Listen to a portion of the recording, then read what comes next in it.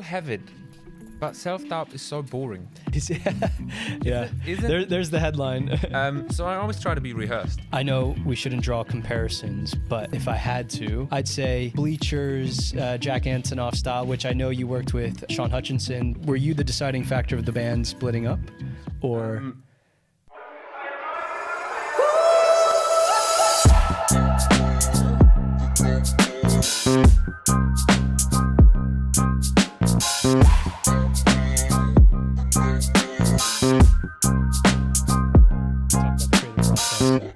Crowdfunding and stuff like that. Yeah, sound good?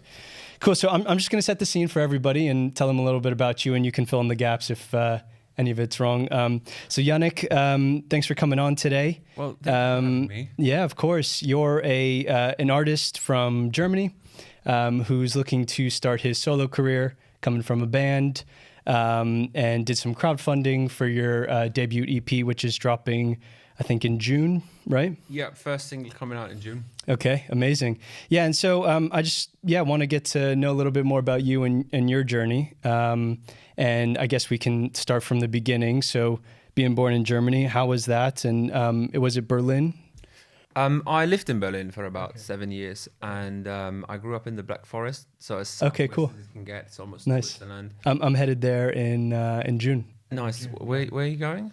We're starting in Stuttgart and then kind of taking a road trip. It's with my dad, and we're going around there. Yeah, really excited. Any relationship to that, or is it just really random? I had a babysitter growing up who was from the Black Forest region, and so my dad's like, how about we go there? Because I'm obviously from the States, and so he's coming to visit me here in London. So yeah. Beautiful. Yeah. Just want to bring that closer, the mic a little bit closer to you. Yeah. Here. Yeah, that's good. So like this. Yeah. Maybe a little bit closer. Maybe I can just sit like. Oh, maybe this is easier. Yeah, cool. That's fine. Yeah. Yeah. So growing up in the Black Forest is really beautiful. It's full of landscapes. You've got the forest. It's very green. Mm-hmm. Everywhere. It's like you only realize when you leave your home how beautiful it can be. Yeah. As a young adolescent growing up, you just want to experience the city. You want to go out. You want to do stuff. And for that, it's just a bit too widespread because it's the countryside.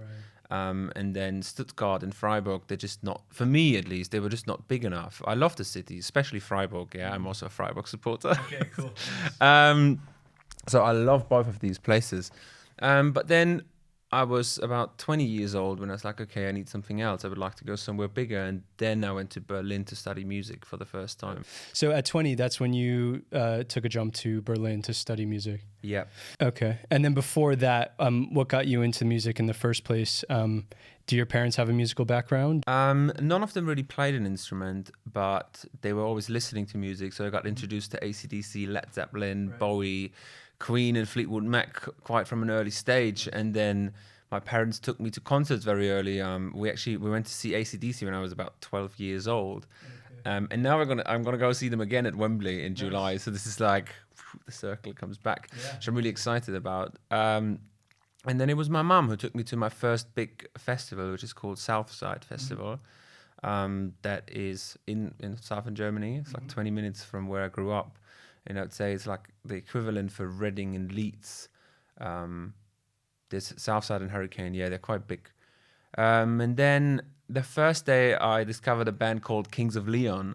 Yeah. And that was about a year and a half before they totally blew up. They were really big in the UK already, and they were playing at like 5 o'clock. And 2 years later, they were headlining, and they had just released Only by the Night with You Somebody and Sex on Fire. Okay, yeah. And then on Saturday night, we saw a band called the Kooks. And my hairdresser back then at the time, she said, oh my God, you should go and listen to this band called the Kooks. I discovered them recently on the radio, and it would be totally up your street. And I'm like, okay, I'm going to go check them out. Yeah. And that was life-changing. I went to see this band, and they just brought this really good, uplifting vibe to it. And that was when I discovered indie rock for me. And I was like, okay, I want to be one of these people. I want to wear skinny jeans, have long hair, wear a V-neck. Cardigans were really hip back then. Screw the sneakers, put on Chelsea boots, and just be the singer of a band. Yeah. And prior to that, you hadn't sort of indulged in singing or playing an instrument or anything like that? I think a few years before I started playing the guitar, initially I wanted to be a drummer. I just loved all the noise. But we were living in a flat, so there was loads of people living underneath and above us. And so my mum was like, no, it's not happening. Yeah, yeah. What about the guitar? And I'm like, yeah, okay, we can try that. Nice. And did you get lessons for that? Yeah, for a solid 7 or 8 years. And sorry, and that's post that festival, or? No, that was before. Okay, So gotcha. I started playing the guitar very early, at like 8 or 9 probably. Right. And then around 12, 13, first festival with my mum. She recently sent me a picture of this. And it's just really funny to look back at it and go like, oh my God, yeah, what an amazing time. And then we just kept going every year. And so I have a very personal relationship to this festival, and also it's the biggest dream to play there, which once almost happened. Okay. What's the story of that? It's a good story, actually, I think. So we were participating in a school contest for school bands called School Jam. And the first time we participated, we got kicked out in the online voting, because back then it wasn't really protected and everybody was just cheating all the time. So then the year after, they actually rang us up if we wouldn't want to just come and play again. And I was like, yeah, okay, why not? It's just, it's a free gig. We're probably just going to be a filler, but it's a free gig. Let's go and play. We played. We got back into the online voting. We were like, okay, this is random. We thought we're just going to come play and they're going to send us back home. So eventually we ended up getting to the final, which was really exciting because we played in Frankfurt in the big Festhalle, which is like 10,000 capacity venue. Is usually where Coldplay and all the big bands at the time used to play just before they were starting to fill out stadiums during the Musikmesse, which is the fair for music in Germany, the big one. And that was really exciting. It's the first time playing on this really big stage. You've got all the big monitors everywhere and you can see your face on there. I'm like, oh my God. So eventually we ended up winning this thing. And so the prize to win it was a gig in LA, a gig in London, gig in Shanghai, and play Southside and Hurricane Festival. A tour, basically. Yeah, basically all of the dreams coming true at like 17. Yeah. So all the newspapers were writing about it and we were like, oh my God, this is exciting. So one newspaper is called Spiegel, which is like the same as The Guardian probably, or just as big. And our faces were almost on the front cover on the online print. And we're like, oh my God, this is so exciting. And our teachers were like writing it on. I got my math test back. It's not the best. I didn't get the best grade, but he's like, oh, congratulations on winning this. And we got called to the head office and we're like, oh my God, maybe this is all happening right now. And then they asked us to send them more details for visas, for Shanghai, for LA. And after doing that, 4 hours later, I read on the newspaper that we've been disqualified. And we're like, what? What's happening here? So apparently our bass player was too old because it said you have to be under the age of 21. Oof. Which no one ever read. Right, yeah. And the fine print. Yeah. And we were like, okay, this is really awkward because no one's ever mentioned that ever before. You could clearly tell that our bass player was not 21. Like all of the rest of us were like 17, just about to turn 18, and then he was 26. But instead of like ringing us up, we read this online and then we get an email. So like for 4 days, I didn't want to leave the house, and it's the first that's time brutal. Yeah, getting loads of phone calls, and they're like, "We need a statement." I'm like, "I can't give a statement right now. Like, we'll give an official one on Sunday." So like, just give me an email address and we'll send it out. Yeah, such a dopamine crash. You think you have the world in the palm of your hands, and then goes away just like that over such a what feels like a silly rule. Yeah, it is. It totally is. And also the funny thing about it is they called us if we wanted to participate again. We didn't apply to play for the second year. Yeah, we did the first year, and the second year they ring us up, we win, and then they cancel our gigs. I'm like, what? Yeah, brutal. And are you the lead singer of this band? And is this band Cologne the one that you kind of branched out from? No, that was my first band ever. They're called Goodbye Emma. Or we were called Goodbye Emma. Okay. But we stopped at 18, 19 because we had different interests. Some of us wanted to focus on school or other jobs or just take a different career path. And then I had decided for myself, maybe it's time for me to move to a bigger city. And this is when I went to Berlin, and like 3 years into Berlin is when or maybe 2 years, is when I started Callan, which is my old band.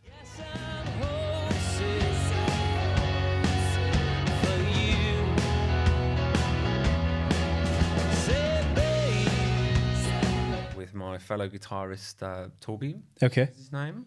And first it was the three of us. It was a drummer, his name is Danny, Toby and me. Then Danny decided to leave the band, and then it was just Toby and me. And I actually went from Berlin to London to study songwriting for a semester abroad. So he was just coming back and forth. Right. We were playing all of these tiny little shows here. We were playing on the street. We were just trying to have some fun. And then after university, I came back, and this is when we decided to take this more seriously and just got a full band together. What was that process like, trying to get a full band together? How did you find the people? I think we had like 5 different bass players and probably 7 different drummers before we found 2 people where we were like, okay, I think now there's 4 of us that really fit together. Yeah, nice. And sorry, you were the lead singer? I was the lead singer. Yeah. Okay, cool. What was that experience like, being in a band? Well, I guess better question is, what's the difference between creatively between being in a band and going solo?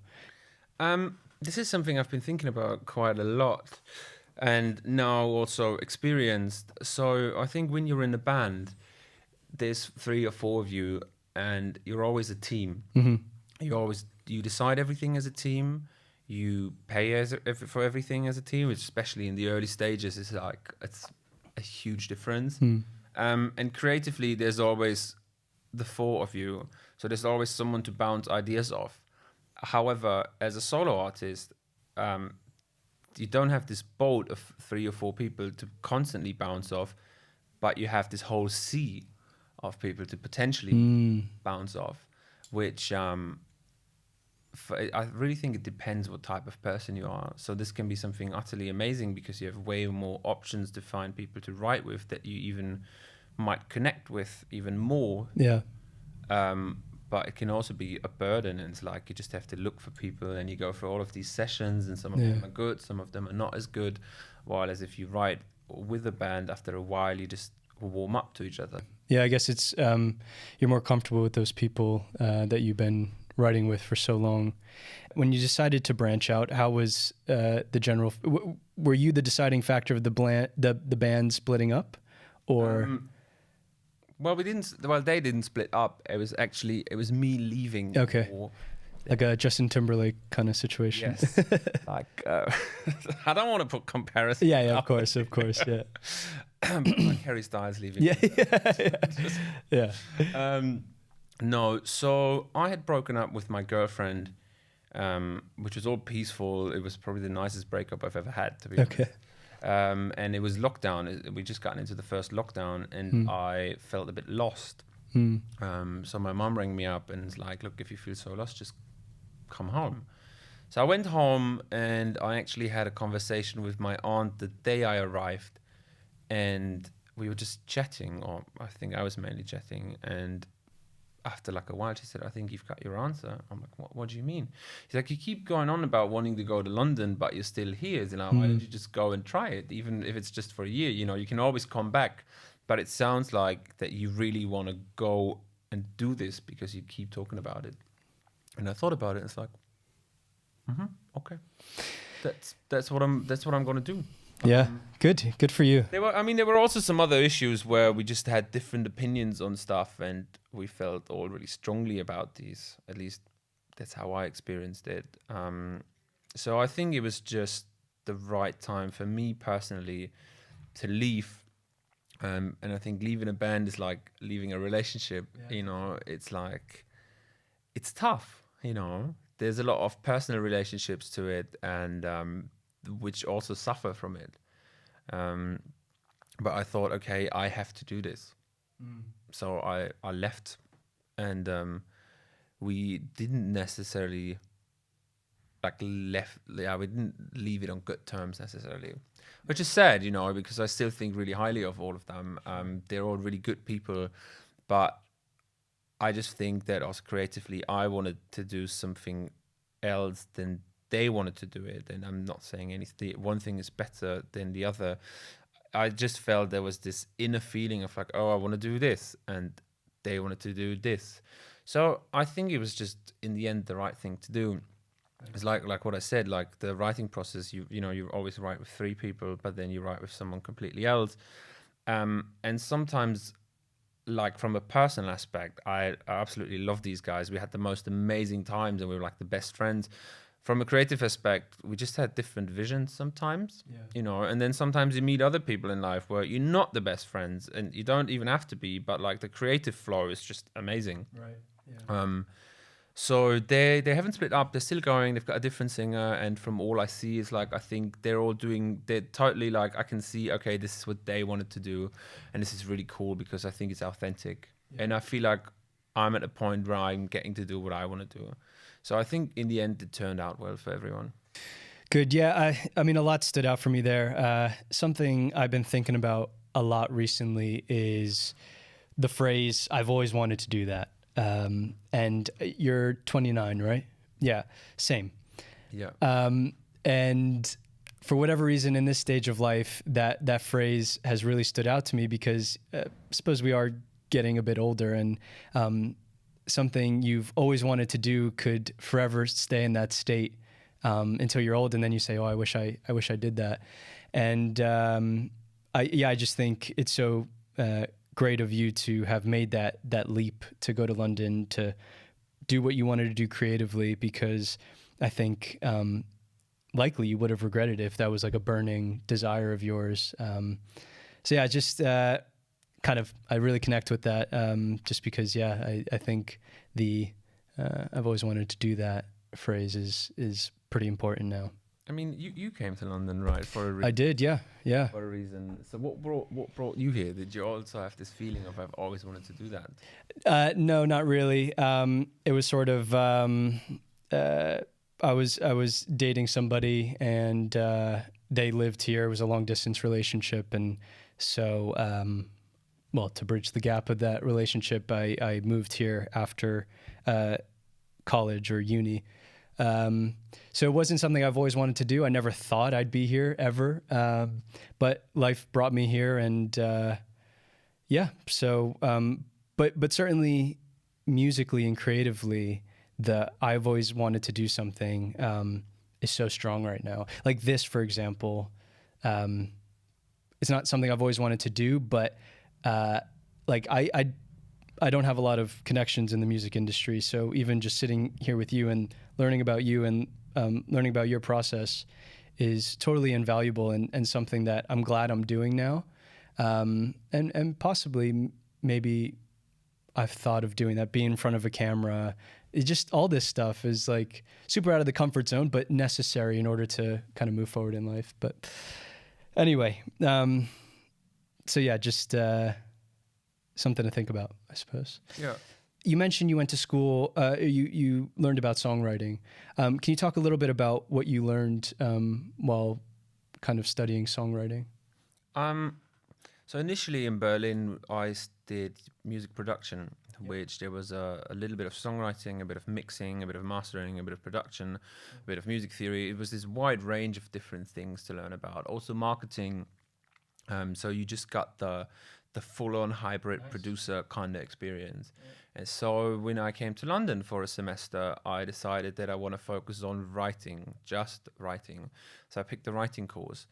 And there's just a lot of different techniques and different things to think about. There's actually some amazing material out there from Berkeley, from Pat Pattinson and Andrea Stolpe, who just have this way of explaining writing, rhyming, phrasing, or sections, which makes it so much more accessible and so much easier. So I think we started diving into this, and I was in second year first semester of the second year while I was there. And so what we did was we had a writing class where we had to write for a pitch every week. So just to dive into, or just at least touch different genres. Cool. And what I also like what they were doing is we had a different group every week. So you were writing with someone else every week for a pitch, even if it was just made up. But just to like get out of your comfort zone, write with different people, and just to get into the experience. We had an artist project class, which was writing for your own project, which I really liked. And funny enough, the teacher who did that was with us. Her name's Ledra Chapman. I just bumped into her yesterday at the Great Escape, and we had a really nice catch up. Yeah, that was funny. It's like, you know, it's going around circles, and you keep meeting people again. That was great. There's some great songs coming out of that, because also you'd bring a song in it which you think, oh yeah, I think this is Finnish, and people would go, oh, this is really good. This is really good. Have you thought about maybe looking at this from this angle? And it's just a really respectful, open space for feedback. We also had another artist class where you would just go up on stage and play your own songs. Wow. And people would go, so what is your artist thing on stage? Like, are you going to play the piano? Are you just going to sing? So you had space to experience in front of a small audience every week. And you could just take your songs from the early stages to another stage, and you just have different input of a few people who really just wanted you to do well. Are you comfortable on stage? Sounds like you have quite a lot of experience. Is it easy for you? I love to stay. Yeah? Awesome. Yes. Nice. But I don't know if I was born with that. This is, you know, easy to say. But for some weird reason, the more people it is, the more excited I get. I feel the adrenaline, and I'm like, yes, let's do it. Let's go out there. Yeah. The smaller it gets, the more intimate it is, the more I'm like, whew, okay, cool. So I always try to be rehearsed. Yeah, cool. No matter if it's 5 people, if it's 3 people, if it's 500 people, I'm always trying to be rehearsed.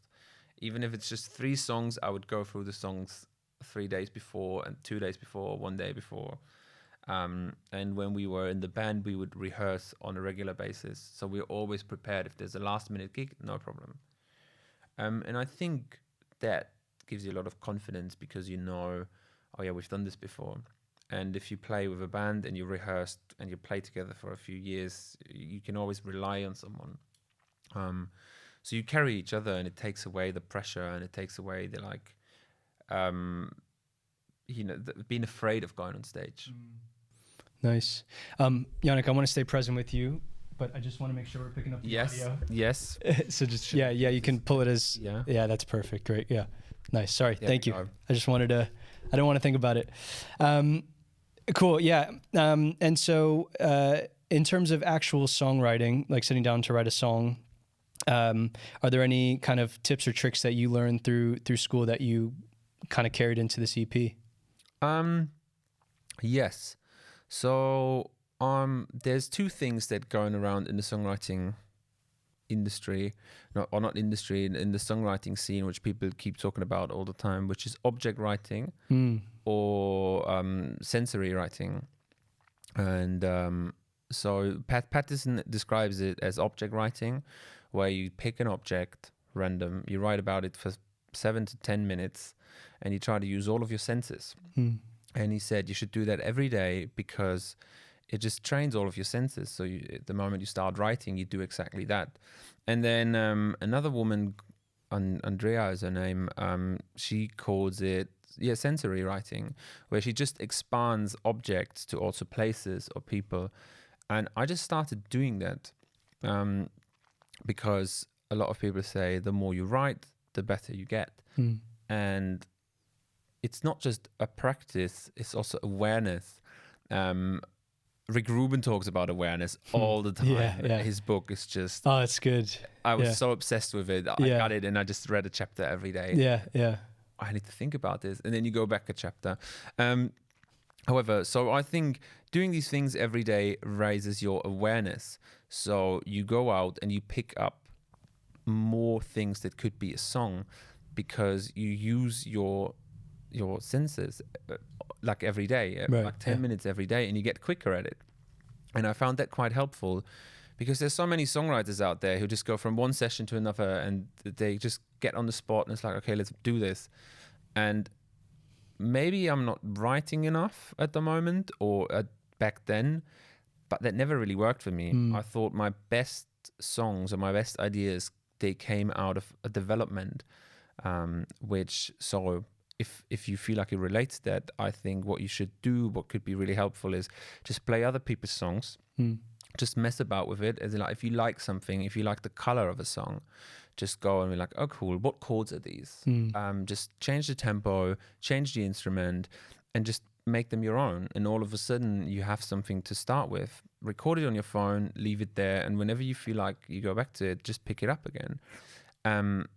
And then there's loads of little funny things you can do, which are like word games. You just put 5 different words on the left page, 5 different words on the right page, and then you put them together. And all of a sudden you get the weirdest words out of this. And occasionally there's something really good in there. So there's a book called How to Write One Song, from the lead singer and main writer of Wilco. And he explains his experience as a songwriter as, he's doing all of these different things, learning other people's songs, doing a bit of just funny writing every day. You can write a letter to yourself just to get the content down. So to get it all out, and then you let the editor in, as most people explain it, to pick out the good stuff. And I feel like for me that works much better than just hopping from one session into another. So I always try to prepare myself, or read poetry. Poetry is a really big thing for me, because some people are just so amazing with words, and they put something into perspective, and you go, this is amazing. And then you pick it up and you can make it your own. You can literally just, if you feel like you lack on ideas, open a poetry book, find a line that you like, and write a verse or a chorus about it. Just as a starting point, to take off the pressure. Pressure. That's been a great feeling of mine when writing recently, because in a similar kind of context of I've always wanted to do something, I just feel this like immense amount of pressure to write the biggest hit, because I'm now later in my life and I didn't become the pop star that I wanted to become or whatever. So now it's like I got to play catch up, and so sitting down to write felt like a lot of pressure. It took out the fun. It took out the creative process for me. Again, why I started this. So yeah, those are really good tips and very practical things that you can do. So thanks for sharing. Speaking about pressure, at the end of the day, I mean, we all have a huge passion for writing. Yeah. But I also think it should be about having fun. Yeah. You hear so many artists. I really admire Harry Styles for that. If you listen to his first record, it was way more serious than the other two. And for my personal taste, I love the first record because it's just right up my street. But if I listen to his other stuff, I'm like, this is great. And if you really look at it, it's like all this guy does is they're having a bit of fun. Yeah. And I think the moment you let go and you have a bit of fun and you mess around, this is when a lot of creativity can happen, because so many people refer to it as your inner child. It's like being creative is childlike. Yeah. And if you I would sit down outside, and there would be a 5-year-old somewhere, they'd probably laugh, run around, cover the world, don't think about it too much, and just have fun. And this is when they come up with the most amazing thing. And I think for us, this is almost the same. So having these silly word games in the morning, or writing 10 minutes about a water bottle with all of your senses can lead you to the most amazing things all of a sudden. So I think all the songs that I picked for this EP, the title or the main idea all came out of one of these practicalities, or like these practices. Well, that's a perfect segue into where I think you are now, which is coming out with this EP, Where the Walls Ain't Blue. Talk to me a little bit about that process. How long have you been writing this EP for, and how are you feeling about it now? I'm really excited. Cool. Like, really excited. First of all, it's fantastic. Did you like it? I seriously loved it. I found myself not just listening to it to talk with you, but also just out of enjoyment. And I mean, I have a few favorites, but I think... What is your favorite? I think Season Ticket is so good. When I got a season ticket to make and bad decisions keeps me on the losing side. It's just is super repeatable and has a great melody. But yeah, it's great. But quite honestly, the whole thing is really good. I know we shouldn't draw comparisons, but if I had to, I'd say Bleachers, Jack Antonoff style, which I know you worked with Sean Hutchinson, the guy who programs the drums, and I want to talk about that. A little Harry Styles as well. So yeah, no, it's really good, and I'm excited for you. So yeah, back to the question. How long did it take you to write this, and how are you feeling about it? I started about 3.5 years ago. Okay. So I left the band, came to London. We got into another lockdown. Got a bit of not really a rough spot. Like I've seen other people really struggle, but I didn't have the best time. Like almost like a light depression. I think, coming here during winter, just before Brexit, and then going into another lockdown. I was just living around the corner from here. There was just nothing to do. It was a ghost city. Everything was grey. Yeah. There was no opportunities to make any money, and so all you did was you watched a lot of rubbish. Yeah. Like every Tiger King. You watch Tiger King and you just eat loads of donuts. Yeah. And pizza, because why not? no one's going to see you anyway. So I actually put on a lot of weight as well, which bothered me. And I just gotten myself into a place that I didn't like myself very much. And it was really hard because the few friends I had also left town to stay with their families for a bit. And I just had nothing else to do but writing. And I did a book called The Artist's Way. Have you ever heard of that? No, I haven't, no. It's a 12-week program to just channel your inner artistic child.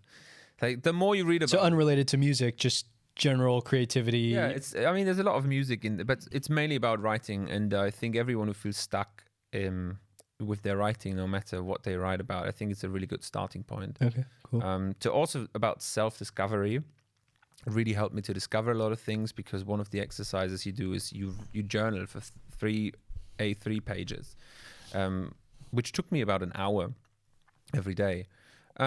But you sit down and you really figure out, what do you want to do? Where do I want to go? How am I going to figure this out? And this really got me into start to write, as in like, what is it I want to talk about? What is it I want to do? And then the poetry thing happened, where my friend and I, we would send each other letters just because we had nothing else to do. And it's such a beautiful thing to do. You get a letter, a proper letter. And we just bought these papers with our addresses on and all of that. So it was really nice as well. And we were just chatting about stuff we discovered, things we've seen, books we've read, or like exhibitions we'd like to go to when everything opens up again. And so it's one day when all the shops were at least allowed to be reopened again, but you still had to wear a mask. I walked into a bookshop, into a Waterstones. Yeah, Waterstones. Yeah. Waterstones. Yeah. And I just randomly asked for a poetry recommendation. And I'll never forget how the girl was just so happy that someone asked her about her recommendations for poetry. So she asked me what I'd like. And I was like, usually I like more conversational stuff. I really loved Lana Del Rey's poetry book. I love Patti Smith. Everything she writes, I think, is just utterly stunning. And then she just gave me a book by a woman called Laura Scott. And I loved her writing so much because it was conversational, but also she used a lot of sensory writing. And the book was called So Many Rooms. And for me, that was the starting point for writing Where the Walls Ain't Blue, because she described a wall as blue, or a room. It was a room that she described as blue, and the walls were blue. And I'm like, what does that mean to me? Because I feel like I can relate to that. And I was stuck in this one room, And then I remember I had COVID and I was stuck in one room for 2 weeks. Brutal. It's not a house, not a flat, no, just a room. Oh my God, that was an awful time. Yeah. But that resonated with me, and I was like, you know what? Maybe I should just make the most out of the experience I have here and write about my experience, because this is what I'm going through right now, and there's no point in making up something I'm not going through, and let's just start from here. And that was the initial thought for writing Where the Walls Ain't Blue. It makes a lot of sense now that you kind of laid it out in that way. I was going to ask you what the meaning of, the walls being blue, but, and so you have 5 songs on the EP. Yeah. Did you only write 5 songs? No, I wrote about 50 songs. 50. Oh, wow. So in that time, I found out about a project called the 52 Songs Project, and signed up for that, which is basically you are in a group with 10 or 14 other people, and you write a song each week, and then you play it to each other. It's all online. Unfortunately, it's not running anymore at the moment. Okay, yeah. But there was a really good chance for me to connect with other writers. I made some really great friendships out of that, got loads of other sessions out of this, and we were just talking about different issues we were all going through. So it was just like a little support group for writers to get each other right, to write and to be accountable. And this is when I just started to write as much as I can, and every option I got to write with someone, I just took it. And there was this whole big transition then from being in this one room and being by myself to all of a sudden writing with a lot of amazing people and having a lot of great experiences. Yeah, collaboration, super key and important. Are those 50 fully written songs, or are they kind of ideas?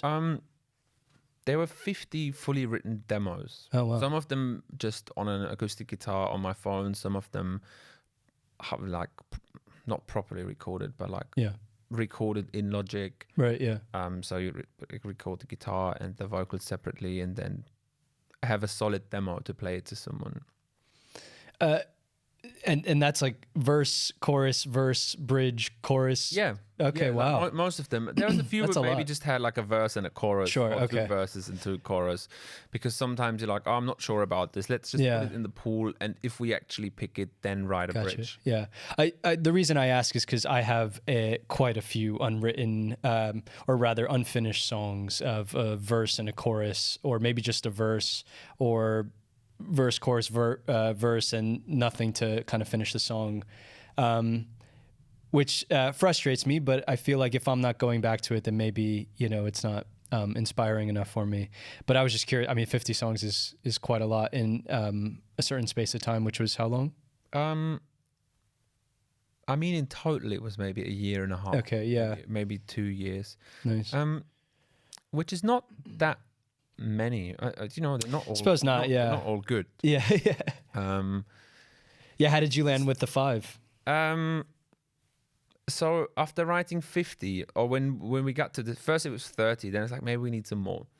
Then I wrote more, and then we got to like 40 something, and it was around 50, and then it's like, okay, maybe now it's just time to finally decide which ones and get these out. Funny enough is that 2 out of these were some of the first sessions. Season Ticket and Where the Walls Ain't Blue were actually 2 of the first ones that we wrote for this whole EP. And then Tribute Band was somewhere in the middle.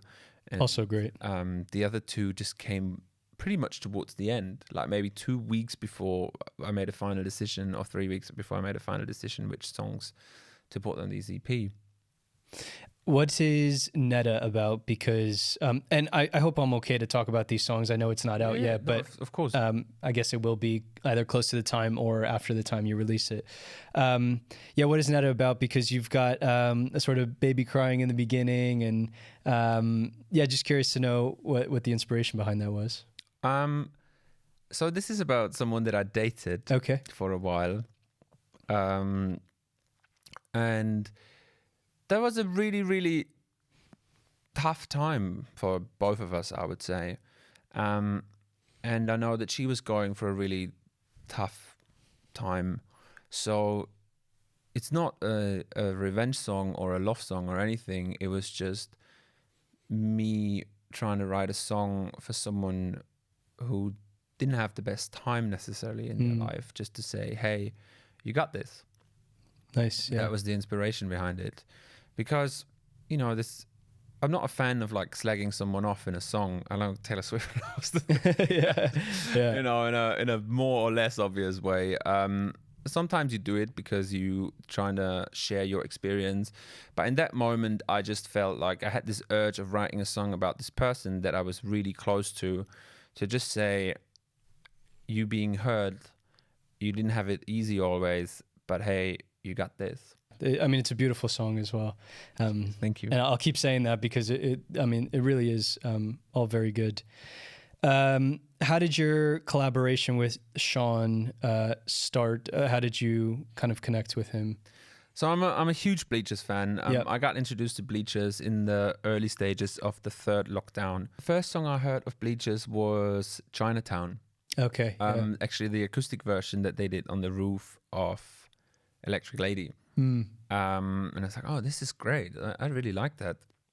And then I just started following them on Spotify and started listening to their music. And then someone else told me, oh yeah, do you know Jack Antonoff? He's also a producer. He's like doing all of these really big and cool artists. And I'm like, okay, let's go into that. Let's check that out. And I just love the way he talks about music, how he thinks so creatively about every tiny little aspect. The way he talks about a compressor. Do you know, as in like everyone I meet, or when I nerd about compressors, with my friend talking about ratios and attack time and which compressor to use, like, you know, we all love to nerd about these things. Yeah. Where the only thing he talks about is that he doesn't see a compressor necessarily as something that just compresses stuff, but also as a creative tool, and that he loves to record as quietly as possible. So if he uses the compressor, he really gets the room out of it. Yeah. You know, he talks about the tiny aspects that are a little bit deeper than just the surface level of like, oh, do I use an 1176? Do I use an LA2A? Because at the end of the day, what do you have? Yeah. What's there? What sounds cool? So how do we make it sound cool with whatever we have? Yeah. And then we went to some of their concerts when they played in London, and we had a really good time. And then someday, just really randomly, I stumbled upon their drummer's Instagram, and it said, email me for remote drums.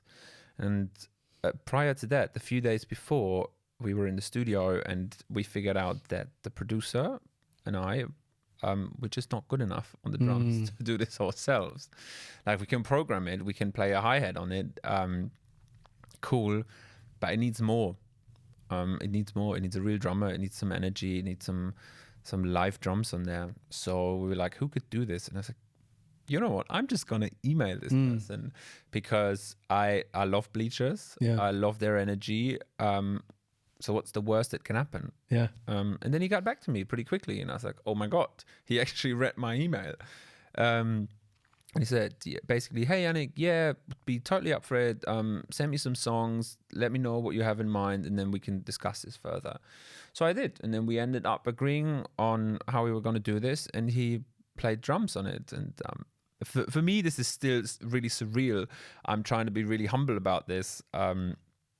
But it's also really, I think it's incredible. It's super cool. And not necessarily big. He's played on a few really big records. Yeah. It's not to me personally, this is not the big deal. It's like, I love New York and the whole Electric Lady studio and the whole story of it. I love the vibe. There's just something romantic, charming about it. And for me, on a personal level, I got to work on what I love the most with someone who plays in a band that inspires me. So for me, it's a feeling of being close to my own inspiration. Yeah. I think this is the coolest thing out of it. For sure. Yeah. I totally can understand that it's not the big records that's the attraction. It's the somebody that, you know, puts the sound into something that inspires you. And so that process exactly in terms of, so you sent him tracks, he would program, or he would play the drums, send it back to you, would you kind of say, oh, this is great, but can you also do this? Or was it kind of, here you go, and this is what you get? The first one, actually. However, he asked me about a vague direction, what we had in mind, and we had some programmed drums on there. Okay, and then yeah. he just did what he thought was right. And so, one track doesn't have drums on there, so he did 4 tracks. 3 were just spot on right from the start. Nice. And then it was just 1 track where we thought, oh, maybe can we do the bridge slightly different and just maybe use the other snare because it sounded a bit cooler. And then 4 days later, you had just an alternative take, and that was it. So it was really efficient, and they sounded amazing right from the start. You just got sent these drums, and like, wow. That must have been such a good feeling to kind of hear your voice and some of your production and songwriting, and then, you know, marrying that with his drums must have been wild. It's incredible. They sound really, really good. You got the rough drums, and I'm like, wow, they sound amazing. But also, you know, for someone who's starting out in recording, it's really good to get these files, or to get your hands on some files of some bigger productions, because you actually know what is the quality of a recording. Right, yeah. You know, we all focus on plugins a lot. Everyone's obsessed with plugins. I love plugins as well. Oh, me they're too. shiny, they're cool, they do stuff. But if you ever watch stuff like Mix with the Masters, and if you ever dive deep into a production, this all happened way before. There's not that many plugins on there. Yeah. Sometimes it's a bit more, sometimes it's less, but the overall quality of every single file is pretty spot on. Yeah. Like, something I had to learn as well, especially with guitar recordings, acoustic guitar, because you have an acoustic guitar and you record it, and then you hear a reference that you really like, and you try tons of plugins to just get it to sound like this. And it's really simple. If it's not the room, if it's not the guitar, if it's not the mic, you're not going to get there. Yeah. So record your guitar with whatever you have and try to enhance the sound you have, rather than copying something which is not the same instrument. Yeah, that's a good tip. I'm certainly guilty of buying a new plugin or finding one and thinking, this is going to elevate me to exactly where I wanted to be this whole time, and it doesn't. I mean, it doesn't songwrite for you. It doesn't, you know, come up with good melody. It's there to enhance what's already there. So yeah, definitely feel that. Do you think there's kind of future collaboration with you two? And you don't have to mention numbers, but was it a hefty price tag to work with somebody like that? I think he was being absolutely fair. Okay, yeah. He was really, really generous, actually. And a lot of people in the industry do that, where they separate between indie artists and major artists. Especially in America, actually. We had this experience before with Callan, where we just reached out to a mastering engineer. We reached out to Brian Lucy. I don't know if you ever heard of him, but he's really, really big as a mastering engineer. He's doing like a lot of, he did the Black Keys, he did Arctic Monkeys, Liam Gallagher, and he does also a lot for Pure Mix, and not Mix with the Masters, but he's doing a lot of lecturing, like online lecturing. And he also, the first question he asked was like, oh yeah, so are you guys a major signed band, or are you an indie band? And depending on that, they have different prices. And preferable to the indie artist, or the opposite? Okay. Yeah, totally. Because I think a lot of people share the idea of, okay, you need to make money, and if there's a project where there's money involved, they'd like to be paid properly. Yeah. But if it's a smaller budget project and they still like it, they'll give you a really good deal. Yeah. Because I think it's equally, you know, of course you want to make money, but you also want to be supportive of emerging artists if you work from this side of the industry. I think for a lot of different reasons, for yourself, so you keep working with new and relevant stuff, but also to just, I think, you know, the industry gives you, so you give back. And everybody knows that, you know, we all want to make art, and from the money aspect of this industry, there's a lot of things that go really wrong. Yeah. It's incredibly hard to make money out of everything, even though we consume that every day, you know. It's like, take away music for a day the world would go crazy. Yeah. Yeah. But then you still have people who are not even willing to pay for Spotify. Yeah. You know, I was like, I'm not paying for music, it's free. As in, like, what happens if we put music away? Right. Yeah. So I think this is just a really good attitude to go. Actually, one of my teachers said that at university, there's 3 aspects. Option number 1, money, potential, do you like it? If 2 out of these 3 are good, do it. Yeah. Yeah. So if it's something you don't like, but it pays really, really well, you know, yeah, take the money. If it's not, but you see potential in there and you really love the project, then do it as well. Because you need to find a balance of surviving, but also doing things you love, because otherwise you'll be burned out. And in 10 years' time, you're like, I don't want to do this anymore. Yeah. Yeah. Because money is not everything. And I think initially we all started this for passion, out of passion. Definitely. Which is, I have kind of thought about, you know, paying a fair amount of money to bring somebody to kind of produce out a track of mine or whatever. But there is an element of reservation, you know, forking out that much money and then expecting your song to be great. As in, there's a risk involved. And I wonder with Sean, did you feel like there was a risk, or did you kind of say whatever happens from here, then fine? I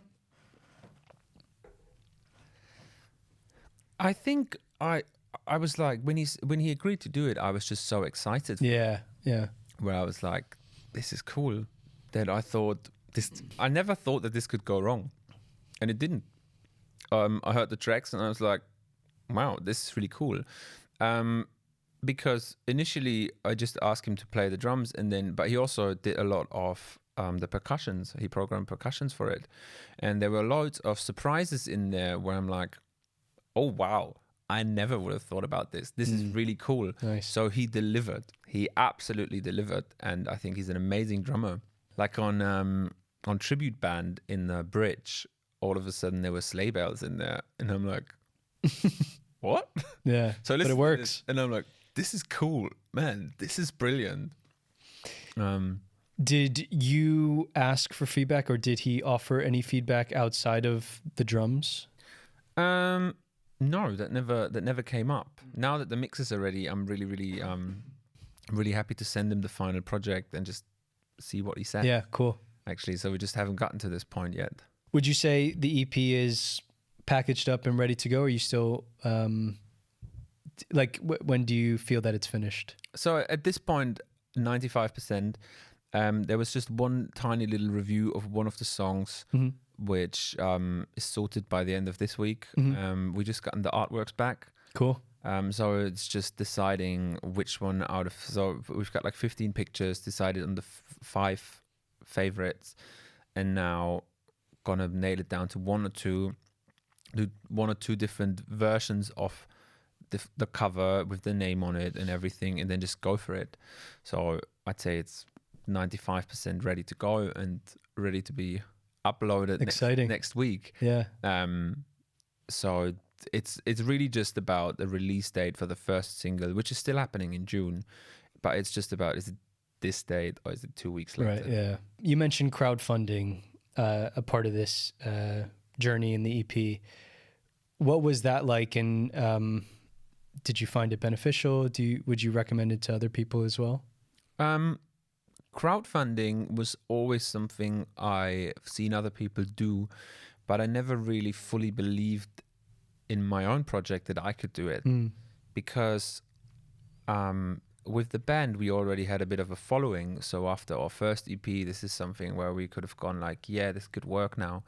But as a solo artist who's never released anything as a solo artist, I was like, who is going to support me? Right. You know, no one's really heard any of the songs or any of the demos I've written, except for a couple of friends and the people I wrote it with. So who would do that?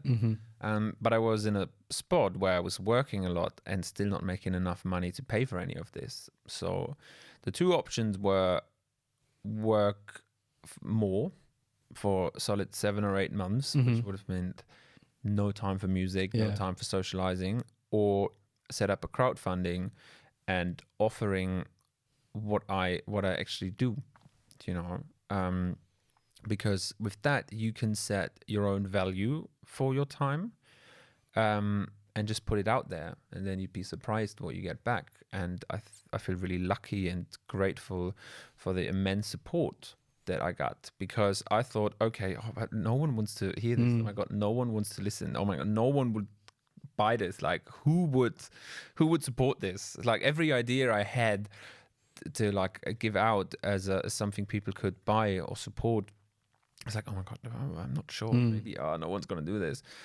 And then you're really surprised, you know, because, you know, and you make assumptions about what could happen, what couldn't happen. And then you see where you go wrong. And then out of nowhere, there's some really generous contributions. And you're like, oh my God, I didn't even think about that. People you knew, people you didn't know? I think the majority of people I knew, at least, or to like a certain extent, because they were like friends of friends, or like my parents' friends, or it was just like a really random collection of people.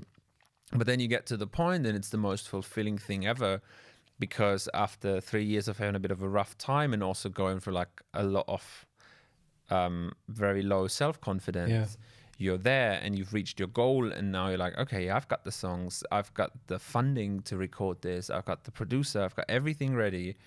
Let's just go. Yeah. So it's a really, really great feeling, and it means that, okay, there's people who believe in what I do. Yeah. So I should even more.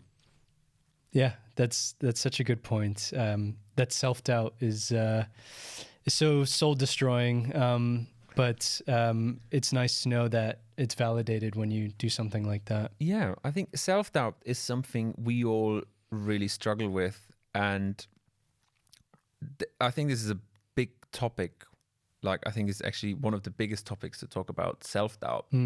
Because a lot of people would say, okay, yeah, there's people out there who are probably not as good as you. You know, it's I mean, in the end, it's not about comparing each other. However, they just do it. Yeah, they just start. They just do it. Yeah. And while they do it, they learn. Yeah. But they expose themselves to an audience. So this is why you sometimes you catch an artist and you be like, oh my God, this could be me. Or you even think, oh my God, my song would be even better. Again, we shouldn't think about it this way. Right. But we've all, to be honest, we've all been in this situation where you go like, oh, this could be me. It's like, I have a song that like would really fit in here. However, the other person is there for a reason. Yeah. They totally earned that because they just put themselves out there, you know? Yeah. And they're just doing it. And at the end of it, it's just about letting go of your ego and just have a bit of fun and put it out there to the best extent you can at this time. Yeah. Because whatever it is, a TikTok, an Instagram post, a song, a demo, worst case scenario, you can always take it off again. Yeah. Definitely. If it really backfires for whatever reason, you can always take it off again. Yeah. You can always grow. You can always delete your whole feed and just reinvent yourself. There's nothing wrong with that. Yeah. You know, there's also nothing wrong with being honest and vulnerable and imperfection. You know, that is what makes us human. And I think at the end of the day, we just all want to have a bit of fun and have a good time. And I think these are also the artists we look up to. You know, you're like, oh, they're having a great time. This is what I would like to do. Mm-hmm. That's awesome, man. Yeah, you have such a way with you. It's inspiring, and it's just such a good outlook on artistry and music, and yeah, it's cool to hear. Yeah, I'm just trying to stay positive. Yeah, 100%. As you should be. I think you have something great coming up. The world is depressive already in so many ways. Yeah. So I just think staying positive is a good way to go and reflect on yourself whenever you.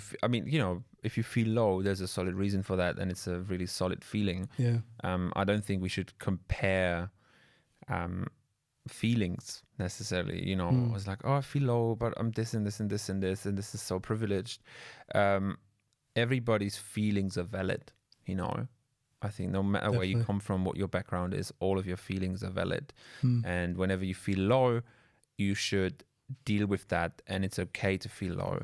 But you should also reflect why you're feeling this way. So this is why journaling is not just great for writing, also for personal growth.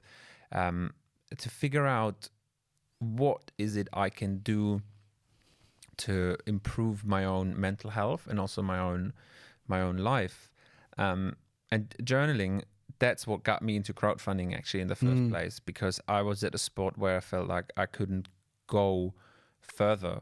You know, this is not working out, and it's also not working out in a pace I'd like it to be. So I picked up a self-help book. Yeah. Yeah. And what it did was it gave me the opportunity to rewire my mind, because if you're in a spot where whatever you do doesn't work out for you, maybe you need to change your mindset. Yeah. I think this is a really good approach. And if you read one of these books, some of them are really good. I think you need to be open and say, okay, for now, let's believe everything this person says. Yeah. And then 100% go for it. If in 4 weeks' time nothing has changed for you, okay, she was wrong. The writer was wrong. In my case, it was a woman who wrote the book. So I was okay. So it's called Badass: How to Stop Your Self-Doubt and be great. So I said, okay, whatever she tells me, I'm gonna believe for the next 4 weeks. I'm gonna give this a full shot, and it worked. So I just said, okay, what is the issue? What can we do? It's never about, oh, can I do this? It's about how. Yeah. And I think this is the nice bit of being creative. We're always focusing our creativity on the writing, you know, on making music. However, being a creative means you'll go through life as a creative. Yeah. Everything is creative. The way you get to work can be creative. You know, if you ride a bike and you check out a new route, everything can be creative. For sure. So all your problems, there is a creative solution for it. You know, when you say, oh, I really want to play this gig, or I really want to release music, I want to do this. What is a more creative approach in doing this? Even in promoting yourself. Yeah. I'm trying to ask myself, what is a creative solution of getting this done? Yeah. Because what is everybody else doing? What can I do? Yeah. And with that mindset, you just try to do things that it works for you. I think I lost the plot. Yeah. No. No. I think you're absolutely right. Yeah.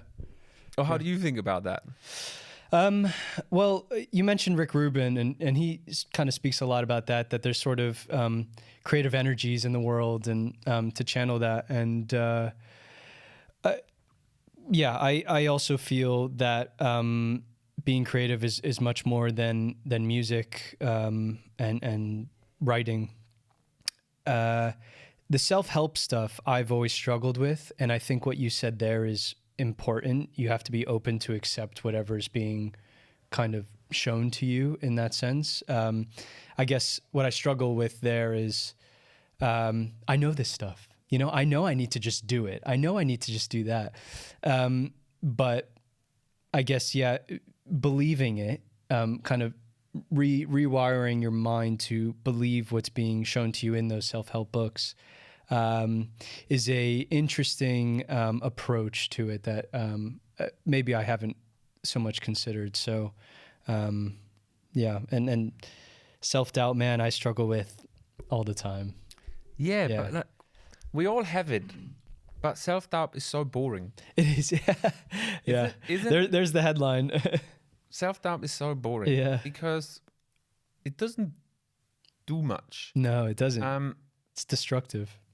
It is. Yeah. Like because if you do something, and this is what you said earlier about finishing a song, there's a lot of people who say, oh, maybe just write a verse and then go back to it, and this is absolutely fine. And some people say sometimes it's just good finishing it, because you had this initial gut feeling about something being good, as in like, yeah, I like this, enough to go on with it or to write it down. Or to make something out of it. And then if you try lots of different options all the time, that just destroys creativity. You know? Sometimes having a lot of options is really good, and sometimes having a lot of option can just totally kill the flow. I watched this mix with the Master series about jungle, and they were talking about the process of making is it Back in 74? It's really popular as everywhere. And they said they literally just wrote it in one session and in one go. There's a lot of bleeding in there in the vocals. They didn't use headphones. They just went with it. But what it does is it connects. Because it's so raw in a way. And they just had an idea, and they went with the feeling of, okay, let's do it. Let's get a vocal in today, and then let's stick with it. Because otherwise, you can just overthink it over and over and over again. But at the end, it was a reaction. And most of the times, it's about a natural reaction that creates the most beautiful things, I think. And I think it's the same with writing. You know, you can play around, and then you've got something that's, oh, this is really beautiful. Just go with it. See where it takes you. Yeah. Do what was Rick Rubin saying? Make art for the art itself, not for like other people. Just kind of go where it takes you. Which, after reading that book, I wrote a few songs off the back of that, and that approach is so much more liberating than anything else. So yeah. How are you feeling right now about this EP? What's going through your mind as you kind of approach the release of it and the hi, I'm Janik and this is my music? So the majority of time, I'm just trying to be excited about it and enjoy this time. When you say trying, why do you say trying? It's not always how it works. Yeah. There's so many aspects. Did you sleep enough? Did you have enough water? Did you eat the right food? That just affect your mood. And, even you can have 2 beers and then you listen to your songs and like, oh my God, this is the worst things I've ever done. But speaking of Rick Rubin, he said, when you put it out there in the universe, your songs, there's no point in thinking much about it anymore, because you have very little, what's the word for it? You've very little input of what's going to happen. Of course you can push it with marketing, but you can't decide how other people are going to receive your songs, if people are going to like it or not. So there's no point in worrying about it. It's a bit like Buddhism, where in Buddhism they say there's no need to be sad about it, because if something leaves, or if something's disappearing out of your life, because that means that it wasn't meant to be for you in the first place. Which is something I'd like to practice, but there's something beautiful in sadness as well. A lot of songs come from sadness, so you would kill your writing if you would do that. So I don't have a lot of input, and I don't have a lot of, what's the word for it I'm trying to look for? I can't navigate, let's say navigate what's going to happen with these songs. So I'm just trying to enjoy whatever is happening, and just the fact that I've finished my EP, that I've put a piece of work together that I'm going to put out now, and just trying to do my best to the extent that is possible to me to put it out there, play it, and see how people are going to feel about it. I think this is all I can do. Obviously, some days I'm like, oh my God, I am so afraid of what people are going to feel. Is this good enough? Is it this? Is it this? Is it this? It doesn't matter. I got to the point where I said, I like these 5 songs enough to put it on an EP. I like these 5 songs enough to say production is done. I like these 5 songs enough to say mixes are done. And now I'm at the point where I'm saying, I like these 5 songs enough to put them out. So I like it most days. I'm sure there's someone else out there who's going to like these 100%. Most days. And that's all we can do. Well, I think you have a lot to be excited about. I know I said that previously, but thank you. Yeah, it's a great piece of work, and you should be proud of it, and you should definitely show it off to the world. Are you going to do shows off the back of releasing it, or what's the kind of game plan that you can get into? Yeah, we're planning. So for now, I mean, now the first one is going to come out, which makes it much easier to book shows. Yeah. Are you doing singles or just the whole thing? Just singles. Yeah. I mean, there's going to be an EP at the end of it, but with the way releasing works nowadays, we're going to do 4 singles. Okay. And the whole thing is going to come out as one. Cool. Nice. And then just trying to play as many shows as possible at the back of that. Yep. But yeah, we're having a pre-listening party. Cool. Which is in June, which is sold out. I'm absolutely grateful for that. That's really exciting. We have some really cool stuff planned. And this is something we've never done before, something I've never done before. I've got a little team that helps me with that now. Awesome. And I just got lucky to meet so many creative people who are helping us with that, and just came up with ideas and skills they have to turn the place we holding this party at into like almost an immersive listening experience. Really cool. So for that, I'm super excited. Yeah, that's amazing. Well, Janik, again, thank you so much for coming on. I think this was a really good conversation, and I've certainly learned a lot. And it was great to hear about your journey, and I'm super excited for you to put this out into the world. And yeah, it's going to be really cool to watch where your career goes. Thank you very much. Yeah, is there anything you want to plug in terms of? Well, I guess you've kind of already talked about the EP, but anything else? Okay, so the whole thing I've learned is making this record, because it took longer than most artists take for a record. It's an EP. Other people take 3 years to make a whole album. It's transition. And the beautiful thing about what I love about this EP is the name already has this kind of transition in there, where the walls ain't blue. That's the line in the chorus, take me where the walls ain't blue. And now looking back at it, I was like, oh, this is cool. Back then, I wrote a song called Take Me Where the Walls Ain't Blue because I was in a bad place and I wanted to go into a good place. Releasing this EP now, I'm surrounded by amazing people. I'm really happy with what's going on. And I feel like I have been taken to the place of where the walls ain't blue. That's really cool. And what I want to share, and I hope this is how people are going to receive this EP, is that if I can do it, you can do it. Nice. I love that. Cool. Those are some good final words. Thanks again. And thank you very much. Thank you for having me. Of course.